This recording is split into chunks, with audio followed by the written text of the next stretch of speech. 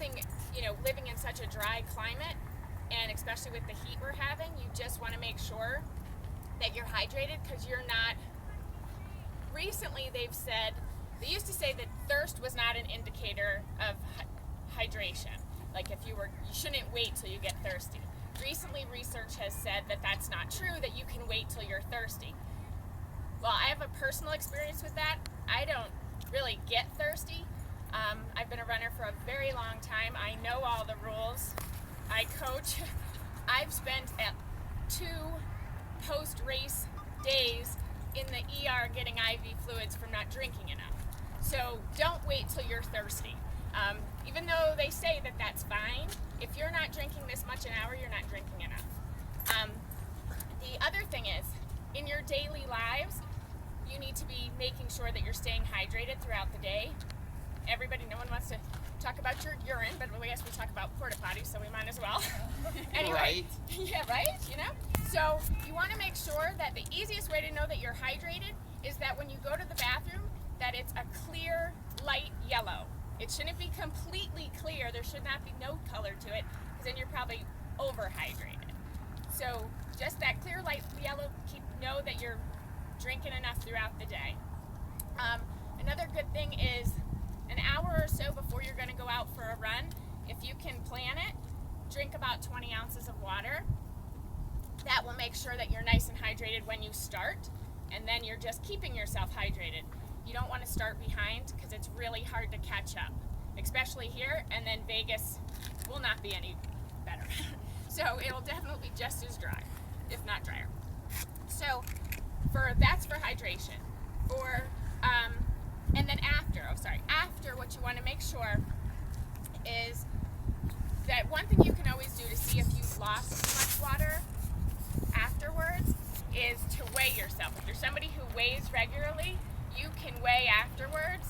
They say for a 130-pound person, losing more than 2 pounds in any activity would say that you've pretty severely dehydrated. You should never want to be losing more than that. But it's one good way, if you can plan it someday when you have a little bit longer run, to gauge if you're doing a good job, is to make sure that, weigh yourself before your run, weigh yourself after your run, and then you'll know, well, gosh, I'm down 3 pounds, I didn't drink enough. Or, I didn't lose any weight, I'm fine. Or, I lost a pound, not bad. So, it's just a good way to gauge. Not that you have to do it all the time, but it might be a good way to just get a nice judge for yourself. Then there's nutrition. So, exercise nutrition, while you're exercising, there's all these lovely products that come, and anybody who's new to this endurance type of thing, I'm sure has heard of Lovely Goo, and probably just dreads the whole idea of it. So there are other alternatives as well. One thing that I know a lot, that I personally do quite often, is you can get like a drink that you take while you're actually exercising. Celerate is a good brand, and they have pretty much everything that, say, like a Goo would have, but you just dump it in your water, and now you have one thing instead of 2. You're looking for approximately 100 calories an hour, with some carbs. A lot of the newer sports drinks that have come out, a little bit more advanced than Gatorade, have some protein in them, and they say that actually is better for long-term endurance activities. So they're worth a try if you like them. Stick to them if it works for you. If not, obviously not. Hammer Nutrition makes really good products that have far less artificial stuff in it. They're more natural than most things. They're usually recommended for people who have digestive problems. Not that they work for everyone, but they are pretty good. I know a lot of people that can't have a lot of other things do well with Hammer. So that's one product to consider if that's one of your concerns.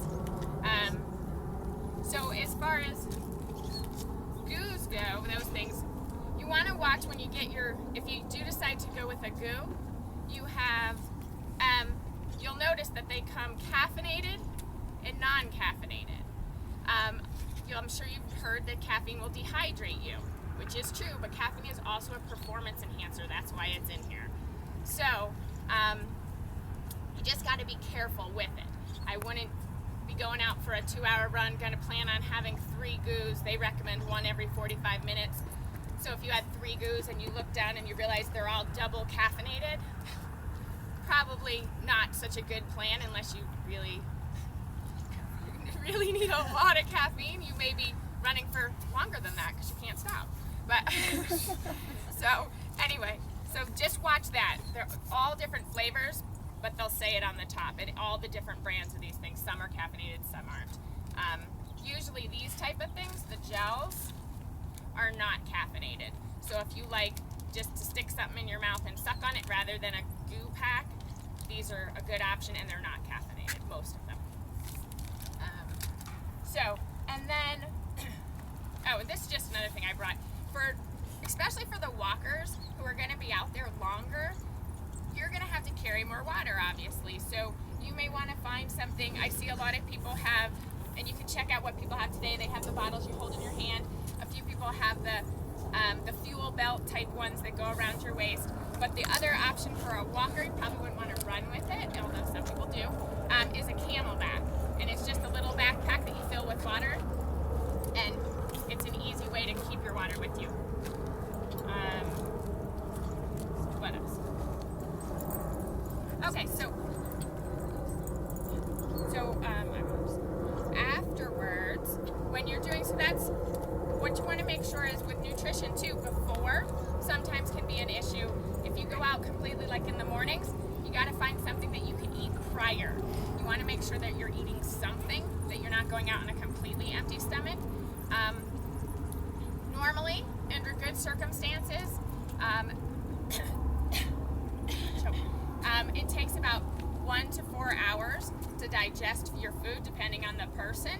So everybody's got to play with that a little bit. If you're new to running, you may find that you need to be at least 2 hours out. If you're somebody who's run your whole life, like myself, I could literally probably eat a pizza and go run. It doesn't bother me. So you just got to figure out. That if you have IBD. Yeah, right?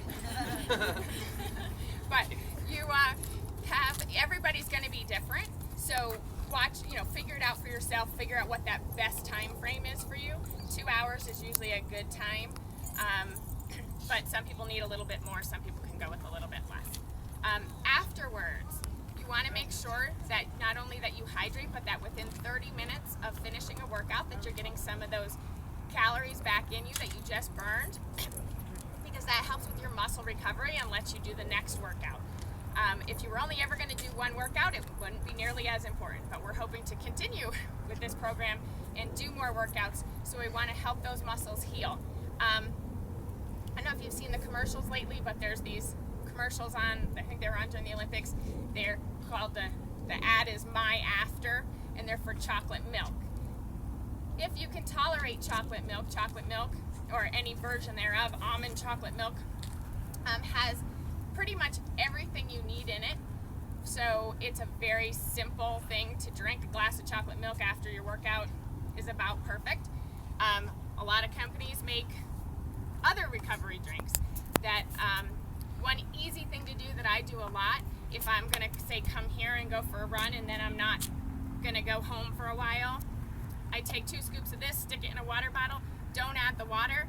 When I get done with my run, I fill it up, shake it, and drink it so that you have it with you. You can throw, a lot of times I'll have just water bottles, a few of that in the car so that I'll have it for when I need it. So those are some good things. I just wanted to throw in, I know some of you have colitis, Crohn's, any IBDs. Just Runner's Roost, I don't know how many of you exactly were there last week. That's a really good place to go and ask them about a lot of products, but everything is different for everybody, like Sandy said. Like, some people have different experiences. Like, some people can eat goo, and that's the best thing in the world for them, and some people eat goo, and they will be throwing up the rest of the day. So don't think just because, people are like experienced runners and this is what works for them, that's what you have to do. You have to try stuff, which is what's good about having 14 weeks till a race, and figure out what works for your system, what works for your body.